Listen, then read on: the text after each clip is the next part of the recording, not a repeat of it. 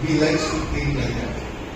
Same అలాగే అతను కూడా థింక్ చేయవలసిన వారు. చూడండి, ఫర్గివ్నెస్, క్షమా హృదయం కలిగిన వారిగా ఉండాలి దేవుని దృష్టిలో. చూడండి, నాట్ ఫ్యామిలీస్ ఇన్ క్రైస్ట్, మనం దేవుని విషయంలో దేవునికి ఫేవరబుల్ గా జీవించే వ్యక్తులుగా ఉంటారు.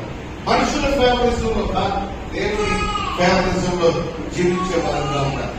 చూడండి, 7వ వచనం చూడండి ఒకసారి, ఫిలోమోనులోని 7వ వచనం. సహోదరుడా, పరిశుద్ధుల హృదయములు నీ మూలముగా విశ్రాంతి పొందినను నీ ప్రేమను బట్టి నాకు విశేషమైన ఆనందమును ఆదరణయు కలిగెను. చూడండి, ఎంత గొప్పగా రాస్తున్నాడో ఫిలోమోను గురించి పౌలు. ఇప్పుడు నాకు అనిపిస్తా ఉంది, పౌలు ఫిలోమోను అభ్యర్థించాడు ఒరే సేవకుడు క్షమించమని. ఒరే సేవకుడు క్షమించుంటాడు ఫిలోమోను. క్షమించేశాడు. ఇది Philemon's test, forgiveness of the right. చూడండి.